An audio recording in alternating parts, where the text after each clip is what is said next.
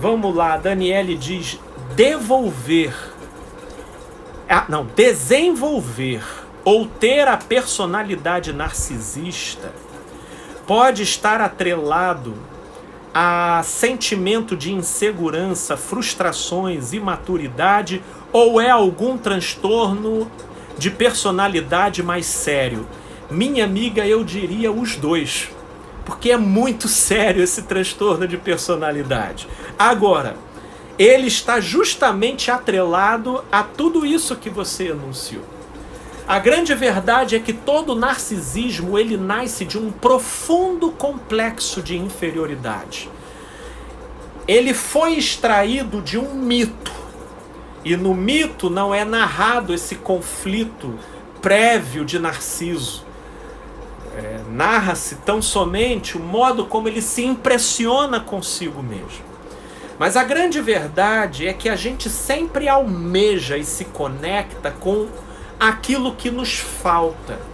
Ora, e se surge uma paixão na forma de uma admiração na direção de alguma coisa, é porque isso que surge com tanta intensidade está compensando um vazio proporcional existente.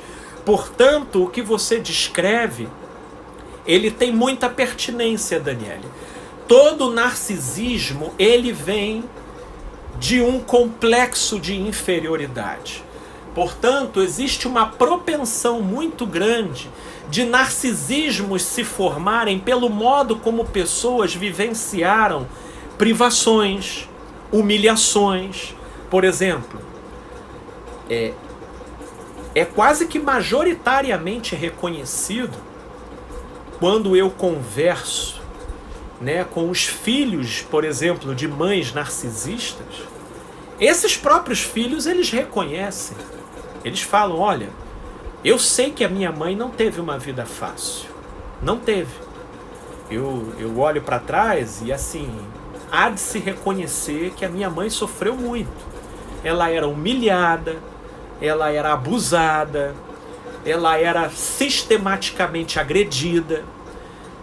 Então, se você for olhar do ponto de vista existencial, vivencial, o narcisismo nasce quase no mesmo lugar onde outrora se formou uma cratera de carência, de necessidade. Por exemplo, eu já lidei com pessoas que se tornaram abastadas financeiramente e de uma forma muito opulenta, ostensiva, arrogante, de modo até a esconder o passado. A esconder o passado. E por que esconder o passado?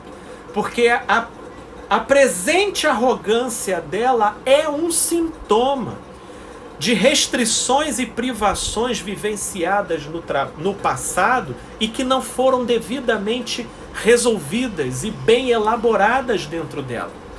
E aí, naquele trauma típico da impulsão de fuga na direção contrária, a pessoa então se torna, muitas vezes, snob, arrogante, autoritária, narcisista, porque isso ela passa a criar uma admiração mórbida por si, pela sua capacidade de ter dado a volta por cima diante de um cenário altamente restrissor do passado. E aí ela passa a se gabar e inclusive a menosprezar todo aquele que, passando por uma situação similar, não dê a mesma reviravolta que ele deu. Sabe? E aí essa pessoa, ela cobra, ela humilha, porque aí ela acha que é falta de vergonha, e aí ela vai criando uma régua particular de avaliação da vida, onde o certo e o errado passam a ser derivados desse próprio capricho da sua crise e exacerbação de autorreferência. E o que é isso senão um narcisismo? Um narcisismo que nasceu de uma inferioridade, de uma insegurança, que pode ter sido fruto de frustrações. Frustrações que foram internalizadas como humilhação, como privação, como aquilo que deprecia e enfraquece o eu. E aí para o eu não se ver colapsado, ele então instintivamente se deflagra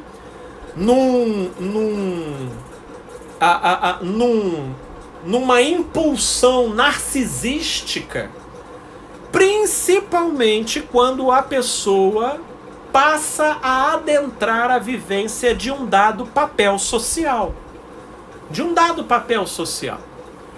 Né?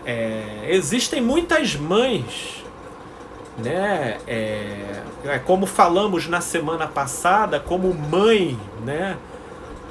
Querendo ou não, é um papel reconhecido e validado pelo social e que empresta autoridade e status para um sujeito dentro do seu contexto vivencial. Quando muitas meninas ou quando muitas mulheres ascendem a esse papel de mãe, por vezes é justamente quando elas vão se vingar narcisisticamente de todas as humilhações e restrições que elas viveram no momento precedente. De modo que sim, o comportamento narcisista é sempre um sintoma de um complexo de inferioridade não resolvido. Eu não vou nem dizer mal resolvido, é não resolvido dentro de um sujeito.